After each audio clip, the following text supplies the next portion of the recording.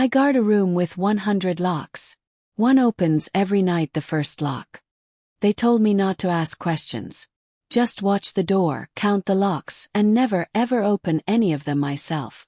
I was young, broke, and desperate when I took the job. A night guard for a single room. Hidden deep beneath a crumbling government facility no one talks about anymore. 100 locks lined the thick iron door, each one different, intricate, some ancient, others strangely modern. The rules were simple but the warnings were not. The first night one lock opened on its own, and something knocked back from the other side. I arrived just before midnight. The guard who met me didn't shake my hand. He had a twitch in his left eye, dark bags beneath both. He didn't tell me his name, just handed me a key ring with a single brass key and said, "Don't lose this. You'll need it to leave. But only when the sun rises. Not a minute before." I laughed nervously, thinking it was a joke. He didn't smile. He pointed to the steel-plated hallway behind him. "The door's at the end. You sit in the chair across from it. There's a desk, a logbook, and a flashlight. Don't use your phone. Don't sleep. Don't talk to it. Just watch. Record what you see. When the clock hits 6 a.m., you lock up, turn in the log, and leave. We'll contact you if we need you again." He didn't answer. Just walked away, faster than I thought an older man could. So I walked down the long, dim corridor, past old wires hanging from the ceiling and faded warning signs written in languages I didn't recognize. My boots echoed with every step. At the end stood the door. It didn't look real. 10 feet tall, coated in layers of rusted steel, with strange markings etched around the frame. And the locks, exactly 100. I counted twice. Some had keyholes. Others had combination dials. A few looked like puzzles or mechanisms I couldn't even begin to understand. I sat at the desk. The air was cold and dry. There was a logbook, old and cracked, its pages yellow. The entries went back years. Decades. Most were brief. No sound. Lock 43 opened. Or lock 12 clicked. No contact. Door stable. And then, screaming for 7 minutes. Lock 19 opened. No visual contact. Requested transfer. I flipped back to the beginning. First entry. Day 1. Room sealed. 100 locks engaged. Do not speak to it. What was this place? I looked up at the door again. It was humming. Just low enough that I thought it might be my ears ringing. Then the first lock clicked. Jump. It was lock number 1, top left corner.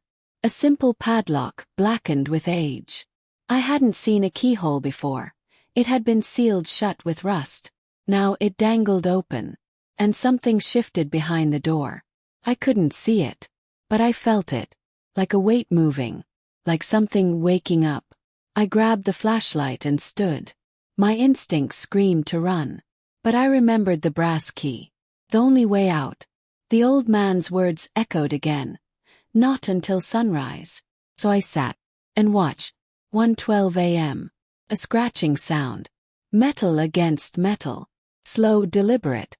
Stop. Then a knock. 3 knocks. Precise. Rhythmic. I didn't respond. The logbook trembled slightly when I touched it, my hand shaking as I scribbled. Lock 1 opened. Knocking. No visual. I stared at that lock for the next hour. Nothing happened. 2:17 a.m. Whispers. I leaned forward. Whoa. Not whispers. Breathing. Wet, slow, too close. It wasn't coming from behind the door. It was behind me. I spun around. The hallway was empty. But the breathing continued. I backed toward the desk and sat again, refusing to turn my back to the door.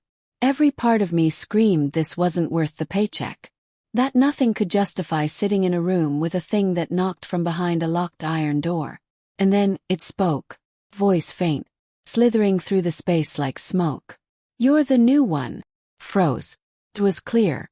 Female maybe. Or trying to be. "Why do you guard what you don't understand?" it whispered.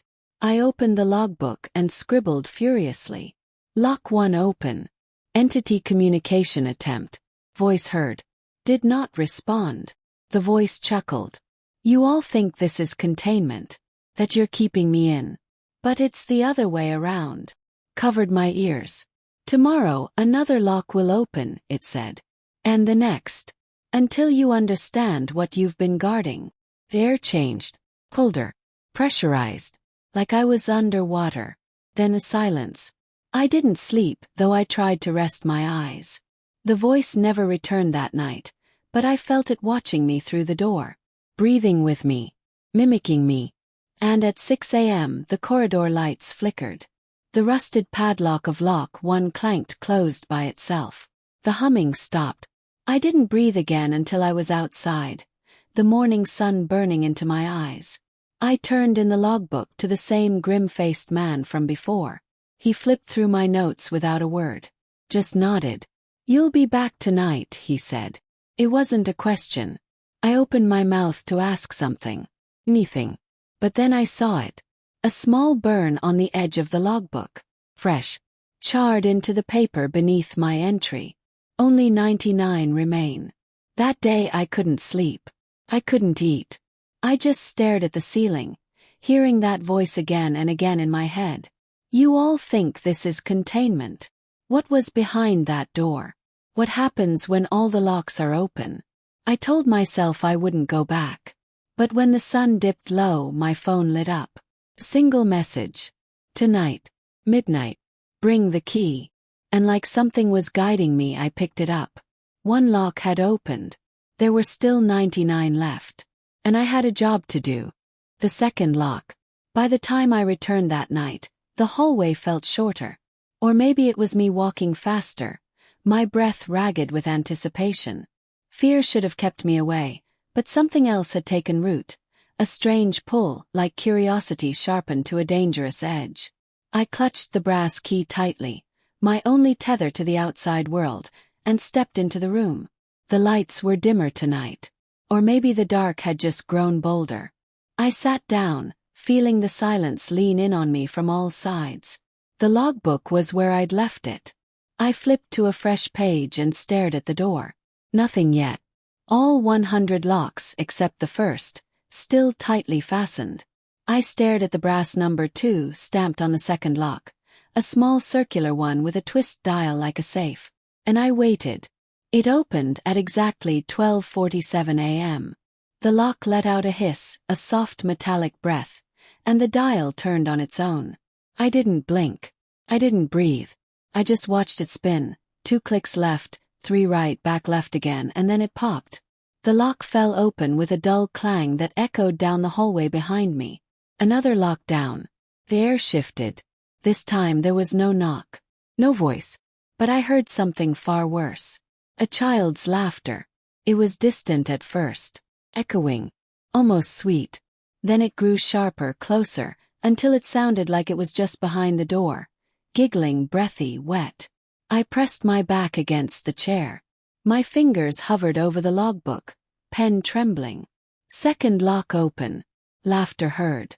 Unseen presence. Then something slid under the door. It was a drawing. A single sheet of paper, yellowed like it came from another decade. Crayon lines scratched across it in frantic swirls. A figure, stick-thin with hollow eyes, stood next to a child holding hands. The caption in shaky handwriting, "Me and my new friend." My heart skipped. I crouched, picked it up and flipped it over. On the back, "She's under your chair." I didn't want to look. Every instinct told me not to. But I did. Slowly, heart pounding, I leaned forward and tilted the flashlight down. Me. But the flashlight flickered. Once. Then it went out completely. I scrambled to smack it back on. When the beam returned, the entire hallway was gone. Replaced with black. As if the world beyond the room had been swallowed whole. I stood, spinning in the chair, suddenly unsure if I was still in the facility or somewhere else entirely. And then the crying started. Not the laughter from before. This was sharp, broken sobbing. Like a child lost in the woods. The kind that cuts into your bones. I turned back toward the door. The locks were rattling. All of them.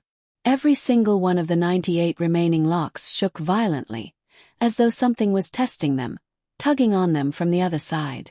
But the second lock, the one that had opened, was still loose. And now it was turning. The metal knob below the second lock twisted slowly. Something was trying to open the door. I grabbed the logbook again, trying to write what I saw, but the page was already full. Words written in handwriting that wasn't mine. Planted sharp. Don't let her in. She never stops crying once she's free. The flashlight flickered again. And then she was there. A little girl, no older than 7, standing in front of the door. She wasn't there a second ago. She didn't walk in. She just appeared like smoke. Her dress was tattered. Her feet bare and bruised. Her eyes were missing, just hollow black sockets.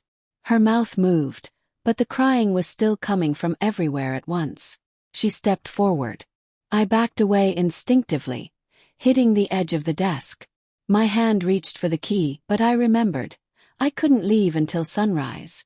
Please, I whispered, more to myself than to her. Just go back. The crying stopped. Her mouth slowly curled upward. Not a smile. Dear. You're the first one who talked to me, she said. Her voice was a low croak, too mature for her size. Her skin cracked slightly as she tilted her head. I was so lonely. She stepped closer. I stepped back, bumping into the chair. They said I'd have a friend if I waited behind the door. They said when the lock's open, I'd be allowed out. My chest tightened. You're the second lock, she whispered. And she reached for me. I braced myself. But her hand passed right through me. Not cold. Not hot. Nothing. I looked down. My chest was fine. My skin untouched. Then she laughed again, turning and walking toward the door. She stepped through it. Through the metal. The locks stopped rattling. The hallway returned, visible now beyond the flashlight's beam. The room returned to its still, dead silence. I sat down, drenched in sweat. My pulse thundered in my ears. I looked at the door again. Lock 1 was closed. Lock 2 still hung loose. I opened the logbook and wrote in shaky letters.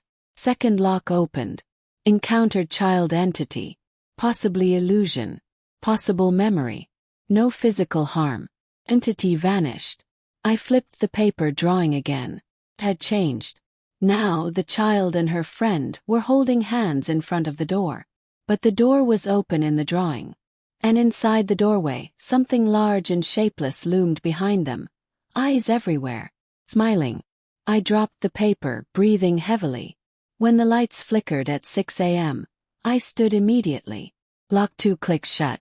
I left without a word, my footsteps echoing behind me like warnings. Outside the sun was bright again. But it didn't feel safe. Because the girl was out there now. And I still had to return. There were 98 locks left. Third lock. I didn't sleep the next day. Every time I closed my eyes, I saw the girl's hollow face and heard her sobbing, echoing in my ears like a warning I couldn't shake.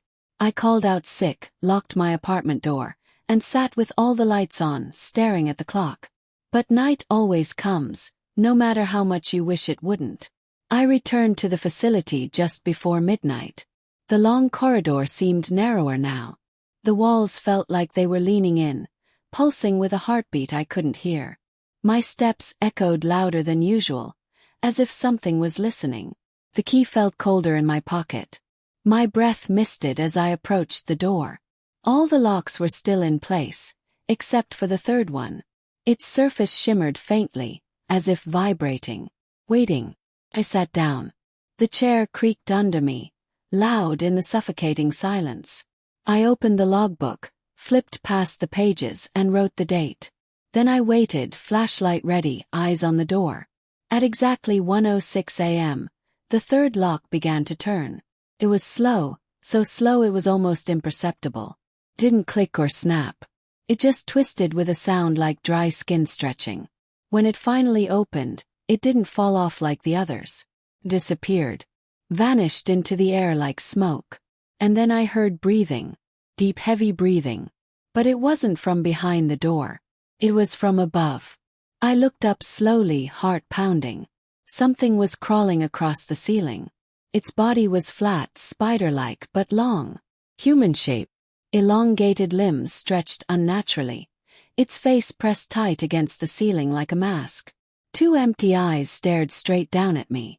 Its mouth opened wide, impossibly wide, and the breathing got louder. It wasn't gasping. It was sniffing, smelling me. Froze. The thing twisted its head, an awful, cracking motion, and slowly began moving across the ceiling, inching toward the door. Its limbs bent at wrong angles, pulling itself forward with silent strength. It reached the door, pressed its face to the top of the frame, and whispered something I'll never forget. "Thank you for unlocking me." I stood slowly, trying not to make a sound. The creature's head turned 180 degrees toward me, neck popping like knuckles. Grinned. "Do you want to see where I sleep?" I didn't answer. The flashlight flickered. And then it was gone. No sound. No flash. It was gone. I collapsed back into the chair, legs shaking. I gripped the logbook and scribbled. Third lock opened. Entity resembled elongated human spider hybrid. Ceiling movement. Telepathic or vocal speech. Entity disappeared upon eye contact. I looked at the door again. It looked different. It was taller, as if every opened lock was stretching it. The bottom edge now touched the floor unevenly. A faint draft slipped beneath it, smelling like mold and rot. My skin itched at the scent. Then something knocked on the door. Not from behind it. From inside the room. I spun around. Nothing. But the knocking came again, slow, rhythmic. I looked down. The desk drawer. I reached out, hesitant, and slowly opened it. Inside was an old recorder. The kind reporters used in the 80s. Black, dusty, with a red play button. Taped to it was a note, scrawled in childlike handwriting. "Don't rewind. Only listen. Press play." Static. Then a man's voice. Shaking. Panic. "Night 3. Something is watching from the ceiling. It whispers in dreams. Tells you things about yourself. Things you forgot. Don't look at its mouth. If it opens it." Click. The recorder stopped. I tried pressing play again. Nothing. Tape was jammed. I set it down, hand trembling. Suddenly all the lights went out. Flashlight on. The beam cut through the darkness, revealing the door again. This time someone stood in front of it. Man. Older. Mid-50s. Wearing the same uniform I had on. His face pale, eyes sunken, mouth trembling. He looked at me with pleading eyes and mouthed, "Don't let it out." He lifted a shaking hand toward the locks. And then the door pulled him backward. Fast. Too fast. Like a vacuum swallowed him whole. The locks clanged, rattling violently, all still in place. Except lock 3. Still missing. Still open. The flashlight dimmed again. When it brightened, the floor in front of the door was wet. Sticky. Blood. It was black. Thick like oil with a putrid smell. I grabbed the logbook and wrote. Saw vision. Ghost. Previous guard. Entity spoke through him. Pulled into the door. Possible time loop or echo. A new sound came from under the chair. I looked down. A wristwatch. But not mine. It was old, leather-banded, covered in dry grime. It was still ticking, stuck at 106, when the lock opened. I picked it up and turned it over. The back was engraved. Property of R. Harlow. I didn't know that name. Not yet. But it sounded familiar. I placed it beside the recorder and stared at the door until morning. When the lights flickered at 6 a.m., I rose slowly. The door looked normal again. Almost. But there were faint handprints across it now. Dozens of them. All sizes. Pressed into the wood like something had been pushing, clawing, begging to get out. Lock 3 was gone. Only 97 left. And something new had been freed into the world. The 4th lock. The 4th night came too fast. I found myself dreading the hours before midnight, where shadows stretched longer and the air began to feel like it weighed something. Even when I wasn't at the facility, it was as if it had followed me home. Just the feeling of it. That room. That door. Those locks. like invisible strings pulling tighter around my thoughts. I arrived at 11:56 p.m. as always. Same long corridor. Same hum of the flickering lights above. Same pit forming in my stomach.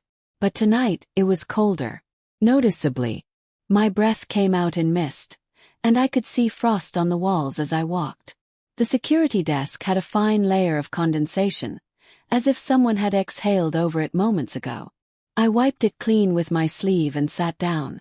The fourth lock was glowing. Faintly. Not brightly. Not like a bulb or light, but like a dying ember, just enough to be noticed when you weren't looking directly at it. The air around it shimmered like a heat wave in reverse, an eerie cold ripple. I didn't want to be there, but I had to. At exactly 1:06 a.m., the fourth lock began to unlock. It didn't twist. It didn't fall. Sang. A single high-pitched hum, like a crystal glass being stroked. The sound passed through me, vibrating in my teeth, down my spine, made my eyes water. When the sound stopped, the lock simply vanished like the third one. And silence fell again. But it was the wrong kind of silence. Too still. Too hollow. It felt like sound had been sucked out of the room. And then, heard it. Soft whisper. Not in my ears. Inside my head. 4. Just 4, and you already feel them crawling under your skin.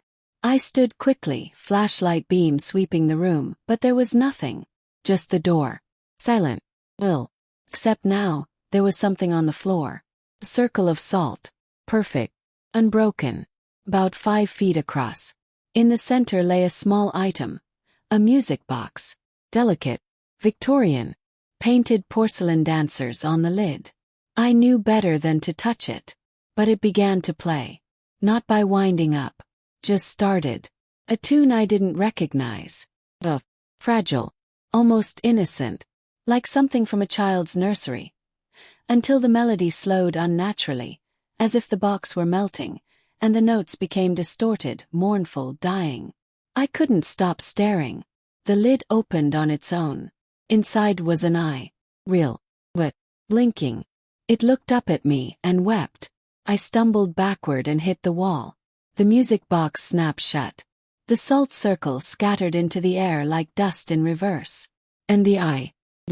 In its place now sat a paper note. Priest. Stained with something dark and sticky. Do not listen to her. She knows your name.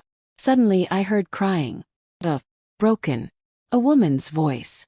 From behind the door. She whispered. Please. Please just one more lock. I'm so cold. Please help me. I remember you.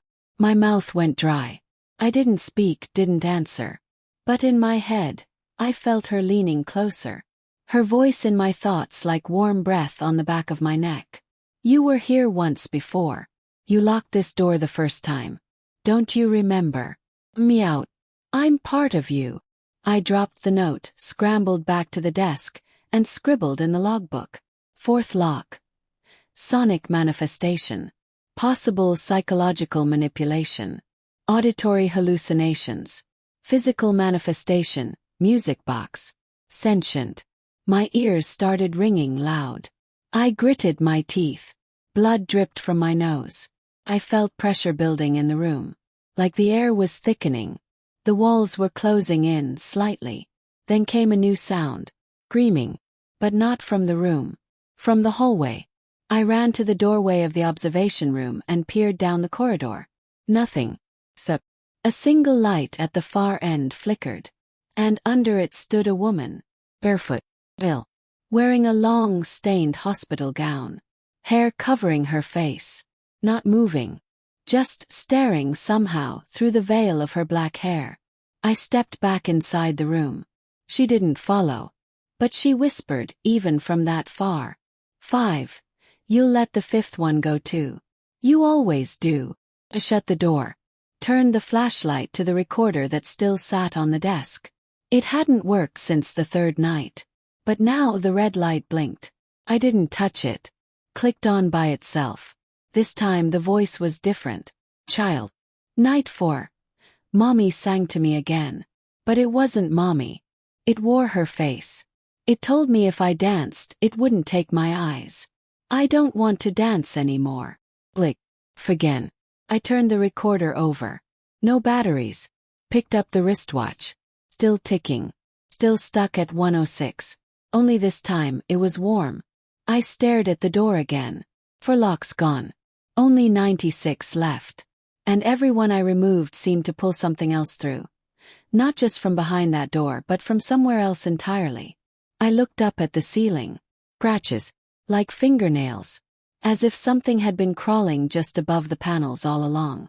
My shift ended at 6 a.m. The lights came back on. The hallway returned to its sterile quiet. But I could still hear her voice in my head. Persistent. You locked me in here, and soon. You'll remember why. 5th lock. The next morning, I woke up to bruises on my forearms. Finger shape. I live alone. My apartment was ice cold, even though I'd turned the heat up before going to bed. The windows were shut, the vents weren't broken, and yet, there it was. A chill that seemed to seep directly into the bones. I didn't remember dreaming. But the music box melody was still playing faintly in my mind. I didn't want to go back. But I did. Something about that room. It pulls at you. You could say it's the mystery or duty or some need to understand. But it's deeper than that. The room wants you to return. It whispers to you in a voice that sounds like your own thoughts. That night, as I approached the corridor again, everything looked the same, but it felt different. There were footprints. Wet human footprints. Bare feet, leading from the far end of the hallway to the door with the 100 locks. But they didn't start at the door, they ended there. As if someone had walked backward into the room. When I reached the observation desk, I noticed the temperature had dropped even further. My breath fogged the air, and I could see frost growing up the legs of the metal chair. The 5th lock was humming. Not a tone like the 4th. This time it was breathing. Low. Raspy. Inhale. Exhale. Like something alive inside that tiny piece of metal, lungs straining under invisible weight. The breath synced with mine without me meaning to. I found myself inhaling when it did. Exhaling with it. Almost like it wanted to enter me. At exactly 1:06 a.m., it unlatched. No vanishing act. No click. The metal simply twisted, like it melted into a hand that turned itself. It fell with a heavy clunk to the floor and rolled into the darkness of the corner, where I could no longer see it. And something knocked. From inside the door. Once. Then, slowly 5 times in a row. A rhythm. Not impatient. Deliberate. I backed up, knocking over the chair. A note appeared on the desk. It hadn't been there moments ago. The 5th knows your name. The 6th will know your face. Before I could react, the overhead light flickered and burst, plunging the room into total darkness. And I heard breathing again. But not from the door. From behind me. I spun, flashlight shaking wildly in my hand, catching only flickers of shadows. Nothing solid. Nothing visible. But then I saw it in the glass reflection of the security window. Someone stood right behind me. But only in the reflection. Face wrapped in bandages. No eyes. No mouth. Just a head tilted to the side like it was listening. I turned around fast. No one. Looked back at the glass. The flashlight flickered. And then the smell hit me. Wet cloth. Rusted iron. Something dead and left too long under the floorboards. The music box began to play again, faintly, even though I had left it behind last night. Only this time the tune was backwards. And over it, a child's voice hummed along off-key. The sound came from inside the observation desk drawer. I reached for it, opened it slowly. Inside was a small, wet bundle wrapped in stained lace. Pulled it back.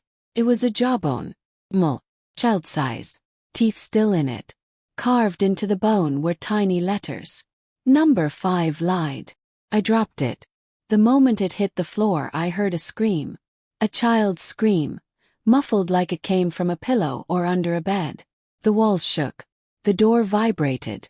Something scratched from inside it. Not fists or claws. Nails. Delicate. Rhythmic.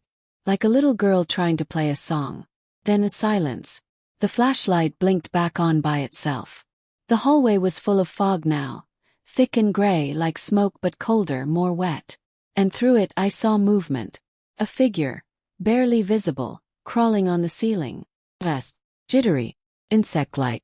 I backed toward the door. Stop. Its head turned to me. Hung upside down.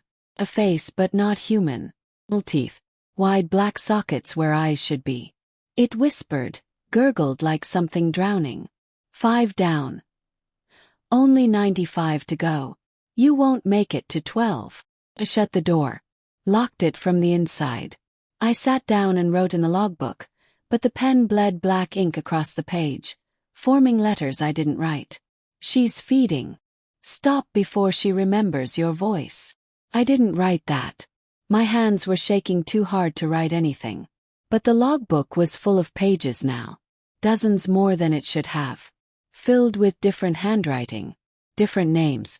All crossed out. Except one. My own. Written in red. Just below it, the words. He let out 5. Then he disappeared. The flashlight dimmed. The room grew quieter. And for the first time, I realized I wasn't just guarding the room. I was becoming part of it. The 6th lock. I left the corridor that night with shaking hands and a buzzing in my ears that didn't stop until I got home. My apartment felt smaller, like the walls had moved inward slightly, and the air was heavy, dense with some unseen weight. No matter how many windows I opened, the smell lingered. Mold, rust, and something underneath, something feral. Barely slept. When I closed my eyes, all I could see were the words carved into the jawbone. All I could hear was the soft hum of the child's backward lullaby. I didn't dream, I remembered. When night came again, I thought about not going back. I almost didn't. But I'd made a promise to myself when I took this job. I was going to guard the door no matter what was behind it. Back then, I thought I was guarding the world from what was inside. Now, I'm not so sure I'm not keeping myself locked out. The hallway was colder than ever.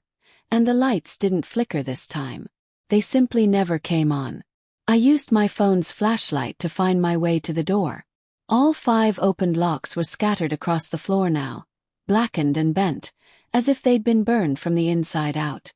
The 6th lock pulsed faintly.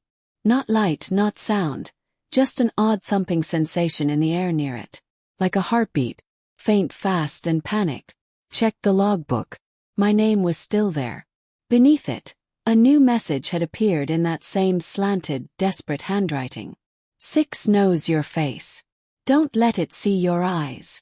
The 6th lock clicked. Almost shy. It didn't fall like the others. It stayed in place and gently swung open like a hinge. I leaned in closer. A drop of blood fell from the lock's inner mechanism. One single crimson drop, thick and warm, landing on my shoe. That's when I felt it. Not fear, shame. Crushing, searing shame. Like I'd been caught doing something unforgivable. I turned away. My heart was racing. My mouth dry. And then, behind me, I heard a voice that froze every muscle in my body. It was my voice. Calling my name.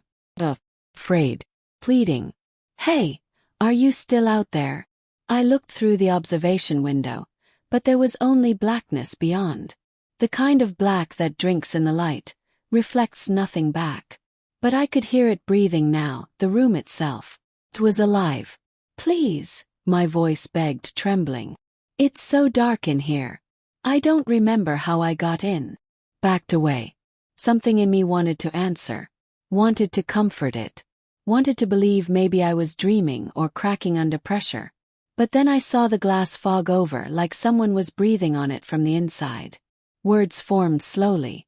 Let me out. I'm you. I stumbled back, hitting the observation desk. The flashlight beam flicked over to the corner, and I saw it. Mirror. Small, handheld, propped up against the far wall. It hadn't been there before. And in the mirror I saw myself. But I wasn't holding the flashlight. I was smiling. Wait. Too wide. And my eyes, they were gone. Not hollow, not bloody. Just smooth skin where they should have been. Like a doll. The reflection raised a hand and waved at me. And then it blinked. No eyes, and still it blinked. I knocked the mirror over, but it didn't break. It rolled gently across the floor and stopped at the door. The sixth lock fell, and I saw the outline of a face in the observation window, pressed against the glass. Motionless, silent, perfectly still. It was me, but older, exhausted, broken. Its lips moved, and I saw the whisper, even though I couldn't hear it. "Don't blink." The lights cut out. Darkness swallowed the hallway. In that blackness, I could hear something dragging itself toward me. Skin scraping the floor, a wet sound like limbs that didn't work right. And something else, the faint sound of whispering. Hundreds of voices, all speaking at once, in different tongues, some of which were not human. Ran. But I didn't leave. I ran to the janitor's closet down the hall and locked myself inside. 4 hours I sat in that cramped space, sweating, trembling, listening to footsteps that moved just outside the door. Always just past the threshold. Always just close enough. When the morning staff arrived, the corridor was clean again. No blood. No broken mirror. No fifth or sixth lock. But I checked the logbook. And there was a drawing now. Child sketch. Done in black crayon. It showed a man, me, standing outside a door. Behind the door, hundreds of eyes. Underneath it, written in a child's scrawl. "Don't look in the mirror. It's watching." That night, I put tape over all the mirrors in my apartment. I didn't look into windows. I turned off all reflective screens. Because sometimes in the corner of my eye, I see something staring back. And it's not me anymore. The seventh lock. I should have quit. After the sixth lock, any sane person would have. But sanity was a luxury I'd already traded the night the first lock opened. And now, something had shifted inside me. Like the locks weren't just releasing whatever was inside that room. They were unlocking something in me, too. The walk to the facility felt like marching toward execution. Each step slower than the last. I hadn't slept in days. And every mirror in my apartment remained covered. Even the screen on my phone had a crack down the center. Something I didn't remember happening. I arrived at the corridor early, hoping I could get through the shift without incident. But the moment I entered, I knew that hope was pointless. The air was off. Too still. Too clean. Like something had scrubbed every scent, every speck of dust, every molecule of comfort from the space. The seventh lock gleamed like it had just been polished. My name was already in the logbook for the night, written in neat cursive. Only I hadn't written it. And below my name was a date. Future date. 10 days from now. Beside it, final lock. That meant there weren't just 10 locks. There were more. How many I didn't know. But someone or something already knew when the last one would open. And it had already signed my name next to it. I didn't want to touch the lock. I didn't want to go near it. But my body moved on its own, like a puppet dragged by invisible strings. The moment I got close, I heard chanting. Not loud, not aggressive, but soft and deliberate, like a prayer. I leaned closer to the lock. It wasn't chanting. It was breathing. Slow, steady, rhythmic breaths coming from the lock itself. Like a living thing. I checked the observation window. No movement. No shadows. No blood. Just a chair. Old wooden. Placed dead center in the room. A small figure sat on it. Unmoving. Not a child. Not an adult. Something in between. Like a person in a dream. Blurry at the edges. Its face was hidden by a mask. Porcelain. Cracked. With 2 long vertical slits where the eyes should be. Not holes, slits. Like they'd been carved with a razor blade. I blinked. And the mask was facing me. No sound. No movement. Just stillness and that horrible awareness that it knew I was watching. The lock trembled. And then, softly, it clicked. The seventh lock didn't fall. It slid downward like it was being pulled. From the other side. The door remained shut. But the mask, whatever it was, tilted its head. Like it was listening. I backed away, heart hammering, when a high-pitched tone rang through the corridor. My ears screamed. I dropped to the floor. It felt like my skull was splitting open. And in the midst of it, a voice. Soft, childlike, not spoken aloud but pressed directly into my mind. 7 wants to speak. The tone stopped. Silence returned. And on the observation glass, words began to etch themselves into the surface. No hand, no tool. Just invisible pressure carving slow, deliberate letters. I remember your name. My knees went weak. I hadn't given my name to anyone in the facility except HR when I signed the paperwork. My badge only read Guard 73. I turned to run. But the hallway had changed. No longer the clean, sterile corridor I'd walked 100 times. Now the walls were lined with doors. Identical steel doors. Each with a different number of locks. Some had one. Others had dozens. Some were wide open, and through them came sounds. Sobbing, screaming, laughter, whispers. And behind one door, I swear to God, I heard my own voice repeating the same words over and over. Open the last lock. Open the last lock. Open the last lock. I closed my eyes and pressed myself against the nearest wall, breathing in shallow gasps. When I opened them again, everything was back to normal. Corridor. The single door. The 7th lock gone. But something had been left in its place. Small envelope. Yellowed. Addressed simply. To the guard who watches. My fingers trembled as I opened it. Inside was a photo. Me. Standing in front of the door. Only, the photo was old. Decades old. Faded. Sepia-toned. And behind me, barely visible in the grain, stood the masked figure. Not behind the door. Right beside me. On the back of the photo were 4 words. You've done this before. I dropped the photo like it was on fire. Because in that moment I remembered. Not everything. Not clearly. But flashes. This corridor. These locks. Not once. Not twice. Hundreds of times. Always me. Always watching. Always forgetting. And now. Now the room remembered me too. As I left that night, I passed by the security mirror at the end of the hall. It was shattered. Not broken by force. But by something inside it trying to get out. And in the largest shard I saw my reflection. Smiling. Wearing the mask. The 8th lock. I didn't go home after that shift. Couldn't. Not after seeing my own face smiling at me behind that cracked mirror. Not after reading, You've done this before. I sat in my car for hours, unmoving, engine off, staring at the trees that bordered the parking lot. Even in the faint glow of the streetlights, they looked like they were leaning closer. The night air pressed against the windows, thick with invisible weight. I felt watched, not by cameras or people, but by something older. Like the facility itself was alive and aware I was trying to leave. I finally drove to a cheap roadside motel miles from the complex. No check-in.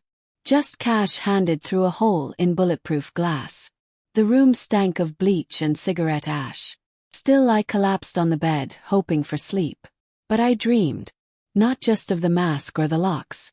I dreamed of being inside the room. A single bulb hung from the ceiling, flickering and humming. I sat in the center, on the chair that had been empty earlier. My hands were bound.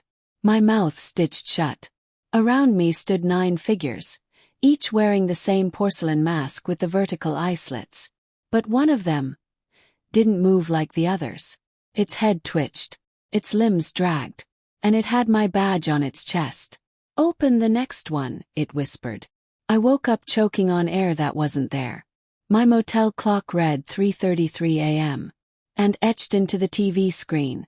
Not scratched but burned into the plastic. One more tonight. By the time my next shift began, I was already exhausted. My reflection in the facility window looked like a stranger. Sunken cheeks, red eyes, pale skin like wax melting off a mannequin. The corridor was even colder now. A layer of frost glimmered on the wall beneath the locks, though the building had no cooling system in that section. The 8th lock was different. It wasn't metal. It looked like bone. Ivory white, with faint veins of pink, as if blood had once pulsed through it. A lock made of something once living. And it wasn't on the door. It was embedded in the wall beside it, like the structure was growing tumors now. When I touched it, it was warm. Ugh. It pulsed beneath my hand. I staggered back as the lights in the corridor flickered out, one by one, starting from the far end. With each blink of darkness, the walls seemed to inch closer. By the time only one flickering bulb remained above me, I was pressed against the door, heartbeat thunderous in my ears. The lock unlatched itself. No key. No mechanism. Just a single wet crack like a bone breaking under skin. Then silence. I looked through the observation window. And the room was completely changed. No chair. No figure. No light bulb. Just an impossible forest. Dead trees reaching toward a pitch-black sky. And standing beneath them was me. But not just one version. Hundreds of me. Some wearing the guard uniform. Others in tattered hospital gowns. Some missing eyes, limbs, faces. All staring at the window in perfect synchronization. And all smiling. One of them stepped forward. Held up a sign. Written in my own handwriting. "We are the ones you left behind." I stumbled back. The door vibrated. The locks rattled. Something pounded from inside the walls. Not from the room itself, but from within the corridor. A shrieking voice tore through my skull. Words I couldn't understand. Language not meant for human tongues. And then, just as quickly, it stopped. A small piece of paper fluttered from the ceiling, landing gently at my feet. Picked it up.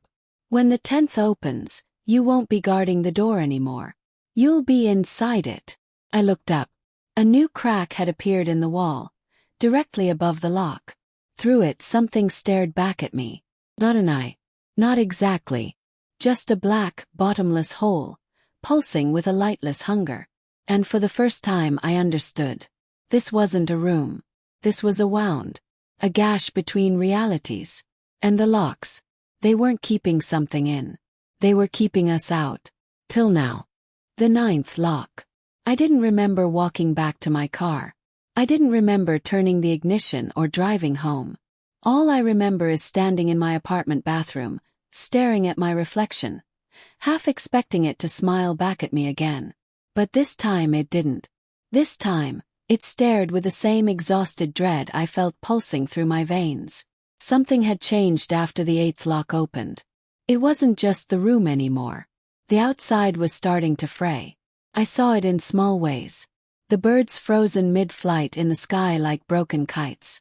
The streetlights that flickered in Morse code even when the power was off. The way strangers would stop mid-step and just look at me, as if they recognized me but didn't know why. Even my phone, no matter where I was or what time of day, always said the same time now. 3:33 a.m. The 9th night arrived like a whisper crawling down my spine. I didn't want to go back, but my body moved on its own, compelled by something ancient and deep-rooted. The moment I stepped into the facility, I knew the air had changed. It wasn't just cold, it was wrong. It tasted like copper and earth, like blood buried under rotting leaves. The lights didn't even bother flickering anymore. They just stayed dim, humming softly like the walls were breathing. And there it was, the 9th lock. A twisted spiral of rusted metal, writhing like it was alive. It hadn't been placed on the door. It had grown from it. Coiled like a snake, nested in a knot of wriggling cables that throbbed like veins. I reached for it, hand trembling, but before I could touch it, the hallway behind me groaned. And then footsteps. Low. Bragging. Turned. But no one was there. Still the sound continued, closer now. Like bare feet across soaked linoleum. Then breathing. Just behind me. I didn't want to look. I knew if I looked, it would be there. Whatever it was. But I had to. Turned. And there I was. Not the version from the forest. Not the one with the porcelain mask. This version of me looked exactly like I did now. Same clothes. Same injuries. Same expression. It stood inches away, staring directly into my eyes. And then it whispered, "Let me in." I stumbled backward, slamming against the door as the lock snapped open, the coiled metal writhing and peeling back like a blooming flower made of blades. Behind the observation window, the room was empty. Just endless white. A blank void that seemed to stretch forever in every direction. I looked around the corridor, but the other me was gone. Only silence remained. Until I heard it. Voice. Faint at first. Then louder. Coming from the room. From inside the white void. Said my name. Again. And again. Hundreds of voices. Each with a different tone, accent, emotion, but all mine. I leaned toward the glass, heart pounding like a war drum. And then I saw something move. A single shape way out in the distance. It was crawling. No, dragging itself. Toward the window. Toward me. It looked mangled. Limbs twisted the wrong way. Skin peeling in sheets. But its eyes. Oh God, its eyes were mine. It reached the window. Pressed a shattered hand to the glass. And then it said, "I've been here so long." I couldn't move. It whispered again. "Don't leave me here. You left all of us here." Suddenly, the entire facility shuddered. The lights burst in a cascade of sparks. The alarms wailed, though no one else was on duty. My radio exploded with static and screams. My own voice multiplied and layered until it became a chorus of madness. I backed away from the door. The lock behind me grew back, but not fully. I formed. Writhing. I turned and ran. But the hallway, it had changed. There were more doors now. Dozens. Hundreds. Each one with a lock. Each one humming. Some glowed. Some bled. One had a human tooth embedded in its handle. And every single one had something whispering behind it. I ran until my legs gave out. Collapsed in front of the original door. Or one. The first lock. Still intact. Still silent. I pressed my back to it, sobbing, breathing through clenched teeth as the hallway pulsed with the sound of doors unlocking themselves. One by one. I remembered what the paper had said. When the 10th opens, you won't be guarding the door anymore. I didn't know what I was anymore. A guard. A prisoner. Or just another version of myself doomed to crawl in white voids and beg for escape. I looked at the lock. 10th one. It was starting to form. It looked like a keyhole made of shadow. And I could feel something inside it. Not waiting. Not sleeping. But watching. And smiling. The 10th lock. The moment I laid eyes on the 10th lock, everything inside me shattered like glass under a hammer. It wasn't a lock in the traditional sense. It was a void, a swirling blackness carved into the door, absorbing every trace of light, every breath of hope. It pulsed like a heartbeat, slow and steady.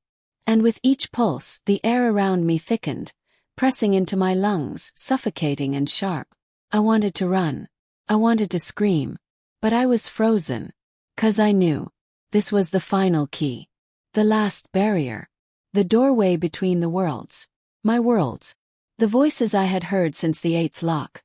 The whispers from the white void. The pleading from the twisted reflections. They all converged here.